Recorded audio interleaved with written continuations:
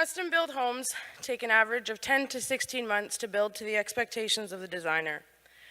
My house took around 24 years to build for what I believed was perfect safety. It was built slowly over many days with many different influences in design. However, it never felt quite right.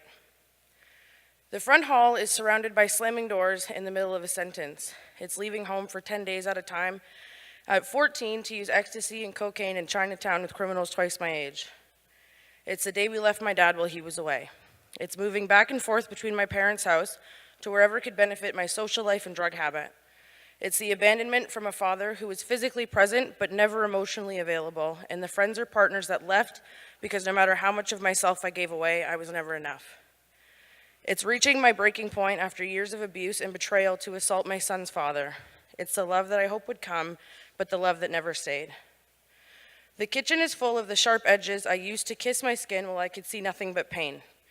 It's an empty fridge at my father's house filled with too much pride to tell my mom I need her. It's the drinks on the counter that I'm sure won't be missed.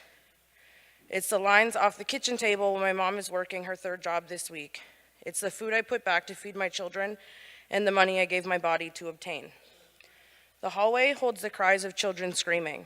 There's my 1-year-old son standing between me and the man he calls daddy while he blocks me in the corner, tearing my pride apart.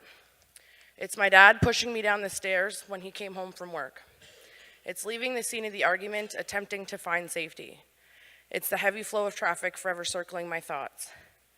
The bathroom is flooded with tears, riddled with the scent of desperation.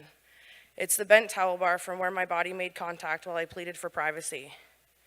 It's the first time I was sexually assaulted at 13 by the boy that I've now lived next to for 4 years. It's the bleach on my legs that made my skin peel for weeks afterwards. It's the late night hugging the toilet from drinking too much. It's locking myself behind the door so maybe he would get off the attack. It's using coke at school. It's being blocked inside during a power struggle. It's the bruise on my back shaped like a door handle. It's calling the police to get him out. It's the razors taken apart to bleed I am nothing from my forearm. It's being too anxious to attend social events. It's hiding from hurtful words of loved ones.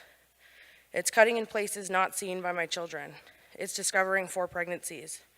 It's staring at myself in the mirror and taking pictures of bruises left on my innocence. The bedroom is filled with darkness that assaults every fiber of my being. It's where he assaulted me while I was asleep.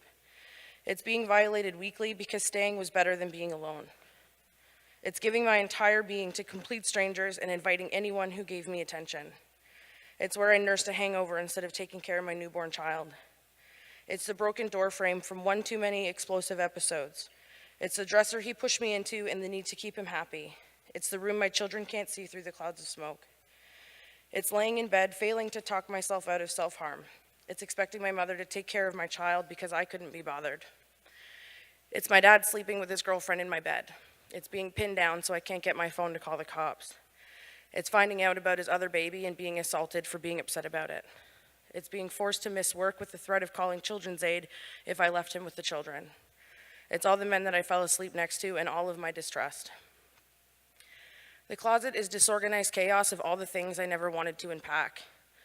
It's my past infidelity and fear of commitment. It's the abortion I had when I was 14 and the other at 17. It's the first time I smoked crack with my friend's mom. It's the things that I stole and the lies that I told. It's the people I hurt and the girl I got charged for assaulting. It's the relationships that I broke up and the friendships that I hurt. It's the relationships that I ripped away from my children because of my own pain. It's disappointing my mother. It's dropping out of college and signing my son into care.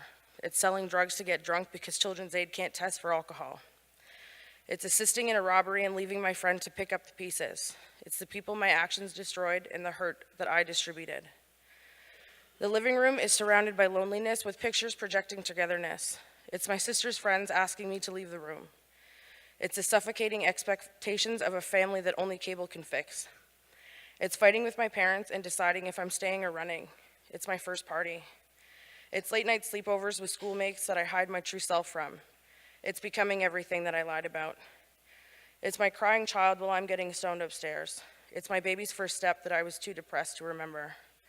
It's passing around lines while I'm skipping school. It's trading drugs for drugs and hiding my pale face behind a laptop when my mom comes home. It's inviting people to my body for drugs in the project. It's using cocaine while my children are at daycare and hoping to come down for pickup. It's smoking bong while my children are upstairs sleeping. It's feeling like an idiot when his friends knew he was cheating and I was weak enough to call myself girlfriend. It's being told the man you're 9 months pregnant by is having another baby. It's sinking so far into brokenness that I carried myself back to abuse for affection. It's staying up late texting men to give me words of affirmation I would never hear at home. It's having drug-fueled movie marathons with unsafe people and spending my student loans on coke. It's where I spent months crying, debating whether to take my own life, only choosing life for my unborn child and toddler. But it's also the place where I met you. While I was drowning, you pulled me out with 2 words that changed my entire perspective. You were not who I expected, and you were not what I had planned, but that is when I learned that I am not the maker of my own plans. It's the moment that I encountered exactly the person that God had intended to use to bring me to him, the man whose heart was in mine while I surrendered my drug habit, my promiscuity, and my toxic relationship to my Heavenly Father. I packed my bags, and he led me out of my bedroom, down the hallway, past the bathroom, and through the front hall to the door. It took me 22 years to see that the door had been unlocked the whole time, and on the other side was fresh air. There were sunsets that I had never appreciated, colors that I had never seen, love that I had never experienced, and the gift of redemption by the grace of God. I was brought through all of these trials for a purpose. My future was planned before I was born, and there was nothing that I could do, no pain, no bruise, no tear, that could overpower the strength of God's love for me. I still carry those years with me, and life is still a challenge, but I can see the beauty in that. I have had the privilege of witnessing the greatest man I've ever known become a strong, God-fearing man, a husband and a father that my children need. I have dropped much of my baggage over the last few years, and I have been redeemed and freed from as much as I have given to him. I can see the growth that comes from each circumstance that is put in front of me, and I can feel the presence of God guiding and protecting me as I continue to walk down this street. And on my journey that has led me here, well, I guess not here, to my family at Union City, where we don't have to hide our cracks.